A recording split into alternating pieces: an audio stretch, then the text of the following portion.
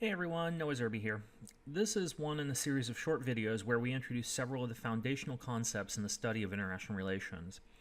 These are topics that we make reference to and come back to regularly throughout the course, and in this video we look at the levels of analysis. One of the central problems in international relations is the complicated nature of the topics we address. If you're seeking to explain why a country went to war with another or why an economic crisis occurred, where do you begin? It turns out that there are several different places you can start or levels you can start at, and we usually refer to these as the levels of analysis. Take, for example, the First World War. Lasting from 1914 to 1918, World War I was the most devastating international conflict to date and represented the first time that modern industrial technology was applied to warfare on a global scale. The war pit the Central Powers led by Germany, Austria-Hungary, the Ottoman Empire, and Bulgaria against the Triple Entente led by Britain, France, and Russia, and later the United States. All told, more than 16 million people died in the war. But what caused World War I in the first place?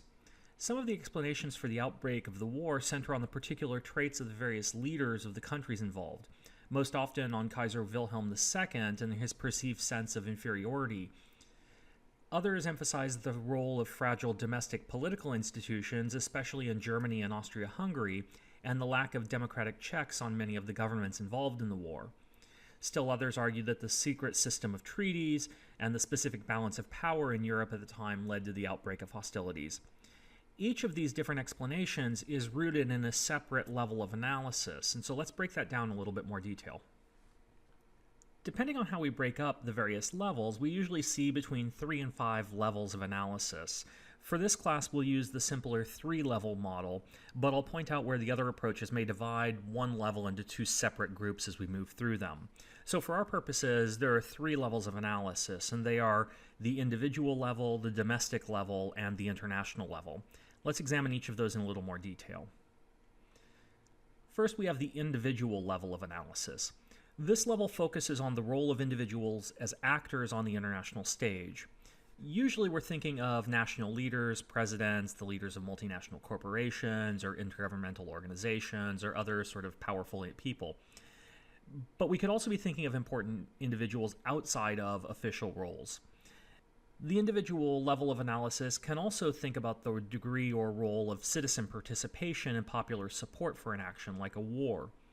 In general, at this level, we're interested in analyzing how the individual characteristics of people affect the issue that we're analyzing. How, in other words, does the personality or the perceptions or the choices or activities of key individuals lead to particular outcomes? Next, we have the domestic level of analysis. Here, we tend to focus on the characteristics and politics of the state. Is the state democratic or authoritarian? How do interest groups or domestic political cleavages play out? What's the national interest? We might also think of specific domestic characteristics like culture or religion or democratic status and how those affect particular outcomes.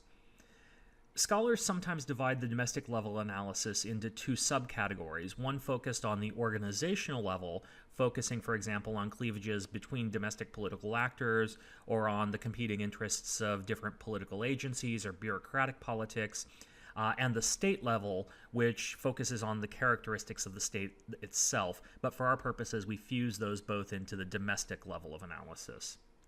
And finally, we have the international level, which focuses on the nature of the international system and on the dynamics and interactions between actors on the global level.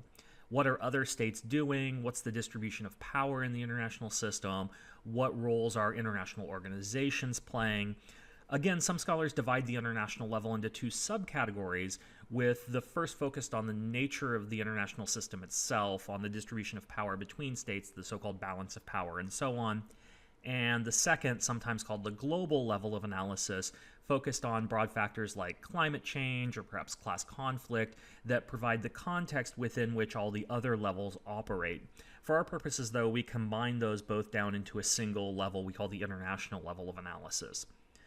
Now, while we tend to focus on the various levels and think of them as being distinct, we can and often do move back and forth between the various levels in seeking to explain major events. So let's think about a recent example.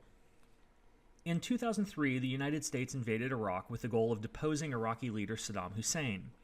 While the United States initially pressed the United Nations Security Council to authorize the intervention, and as it had done in the case of Afghanistan, the Security Council in the case of Iraq declined to do so. Nevertheless, U.S. President George W. Bush authorized the invasion, claiming that Iraq possessed weapons of mass destruction and had provided material support for al-Qaeda, the organization behind the September 11th attacks. Both of these claims later proved to be false, but at the time they were widely sort of debated. How would the three levels of analysis seek to explain the outbreak of hostilities between the United States and Iraq in the case of the 2003 Iraq War? Explanations rooted in the individual level would tend to focus on the personality traits and decisions made by individual leaders. President Bush wanted revenge after his father failed to remove Saddam Hussein from power. Saddam Hussein was an evil leader who had committed atrocities against his own people and needed to be removed. Hussein was irrational and fundamentally miscalculated U.S. goals, otherwise he would have understood the threats he faced and yielded to U.S. demands. These are all three examples of explanations rooted in the individual level of analysis. At the domestic level of analysis, several other explanations emerge. U.S. oil companies were interested in securing access to Iraqi oil supplies, which had been off limits both due to international sanctions and preferences by the Iraqi government to sell oil via non-U.S. suppliers. The U.S. was seeking to protect itself from Iraq's weapons of mass destruction threat and prevent al-Qaeda and the Taliban from gaining a foothold there. It was in the U.S. national interest to establish a progressive pro-U.S. Arab regime in the region. These are all three examples of explanations rooted in the domestic level of analysis. And finally, at the international level, we might focus on U.S. interests in securing a pro-American Middle East power to counter the growing influence of Iran in the region, or perhaps the U.S. was interested in asserting American predominance in the post-Cold War era, sending a powerful signal to potential rivals that it still played the dominant role in the international system. Perhaps there was a moral imperative to enforce various UN resolutions on Iraq and ensure the protection of human rights around the world, and removing Hussein from power was a key step to ensure that these goals were met. These are three examples of explanations that are rooted in the international level of analysis. In reality, explanations likely draw from all three levels, and there's probably an element of truth at the various levels in different explanations and so on. So that provides you with a very brief overview of the levels of analysis. As I said before, we're going to return to this concept. We'll make use of this concept as we move throughout the course. Be sure to check out the other foundational videos where we look at topics like states and nations, sovereignty, anarchy, and the collective goods problems, and others. Thanks, everyone. Have a good day. Bye.